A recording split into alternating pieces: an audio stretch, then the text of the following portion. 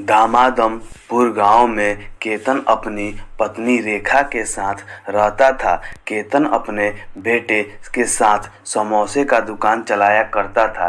केतन ने दुकान के सामने उसका बचपन का दोस्त मुन्नी का दुकान था, जो चाय का कुल्हड़ बेचा करता था।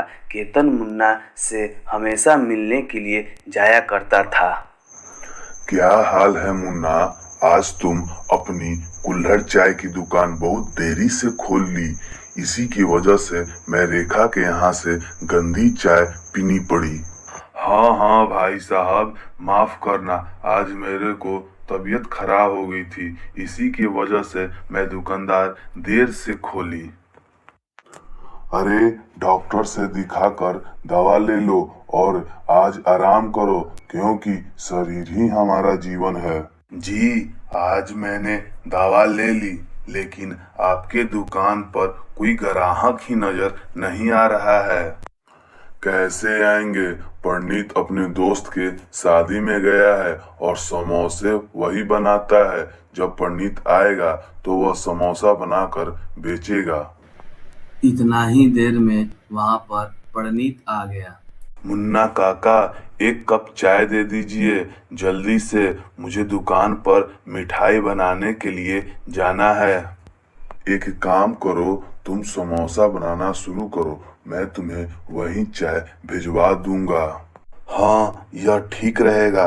चलो बेटा, मैं वहां पर चाय लेकर आता हूँ।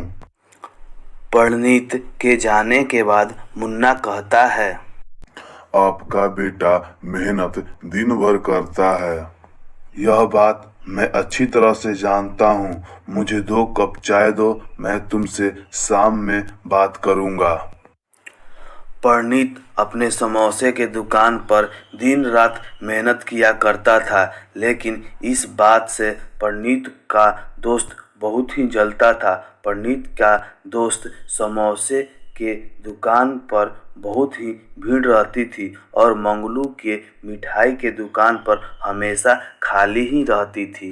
मंगलू बेटा, तुम कहाँ हो? यह देखो, तुम्हारा दोस्त परनीत तुम्हारे लिए समोसा भेजा है। जी, मैं अभी आ रहा हूँ। इसकी क्या जरूरत थी? मैं उससे जाकर तुरंत मिलकर आता हूँ। मंगलू सीधे परनीत के दुकान के पास जाता है।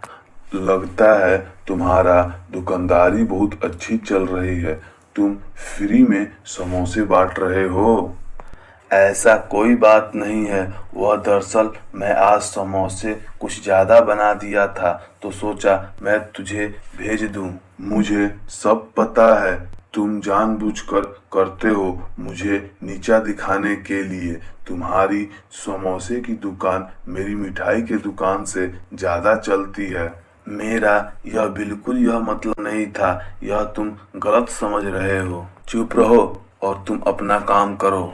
मंगलू का दोस्त परनीत के दुकान में से झगड़े करने के बाद वह वहां से चला जाता है और जाकर बगीचे में बैठ जाता है।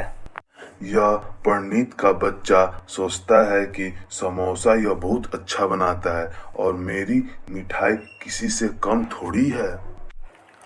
मंगलू मन ही मन बात करता है और वह सोचता है कि वहाँ पर गोलू आ गया, जो कि गांव का चोर था।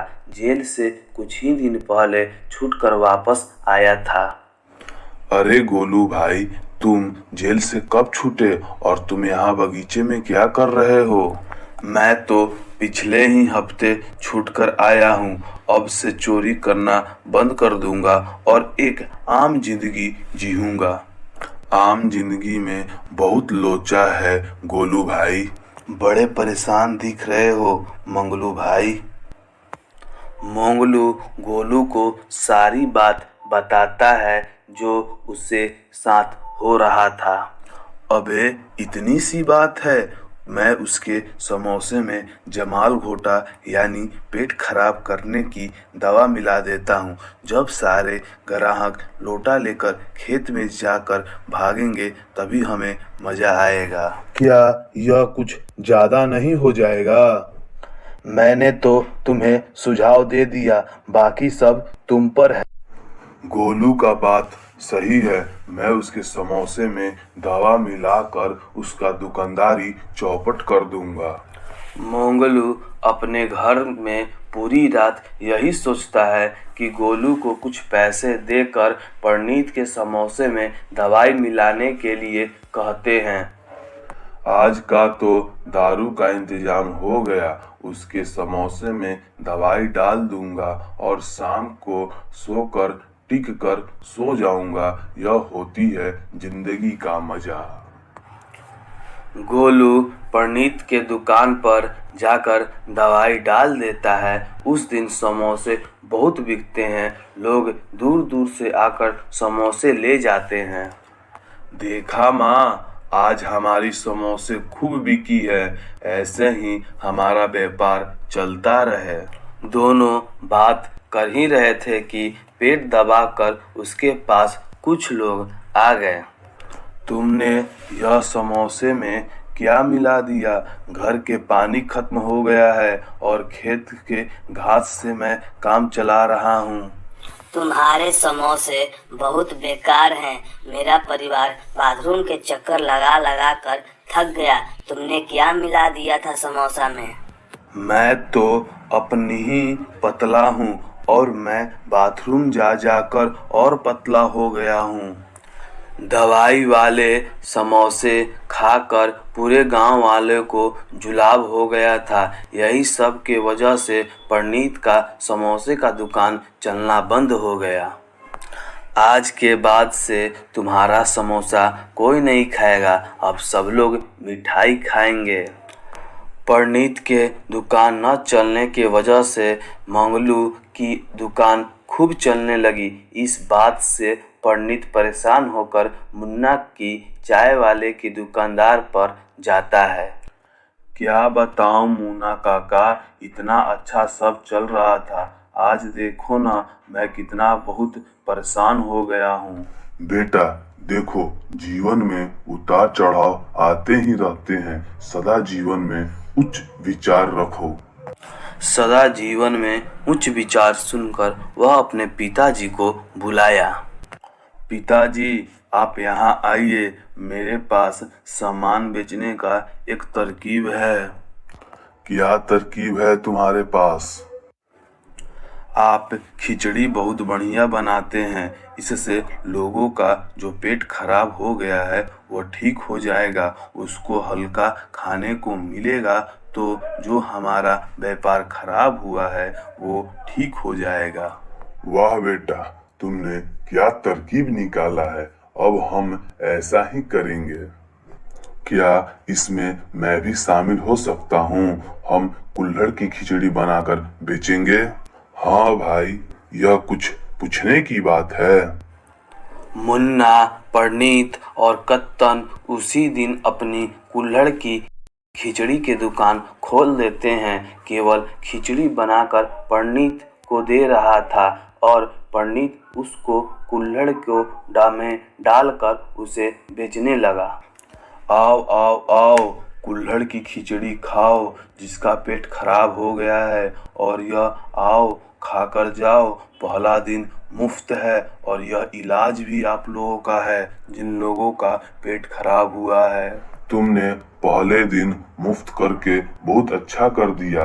अगर आज कोई ठीक हो जाएगा तो कल से ग्राहक भी बढ़ जाएंगे।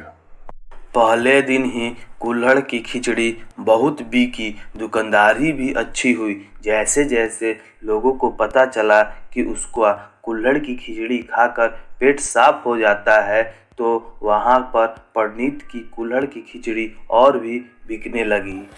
मुझे पूरे परिवार के लिए कुल्हड़ की खिचड़ी दे दो और थोड़ा सा ज्यादा ही देना। देखते देखते ही परनीत, मुन्ना और केतन कुल्हड़ की खिचड़ी बहुत खूब चलने लगा। दोनों बाप बेटा मुन्ना अच्छे से दुकान चलाने लगे। तुम्हें शुक्रिया भाई, जो तुमने भी मुझे कुल्हड़ की खिचड़ी में हिस्सा बनाया है। यह मेरी सौभाग्य था कि आप जब हम लोग संकट में थे तब आप हमारे साथ खड़े थे।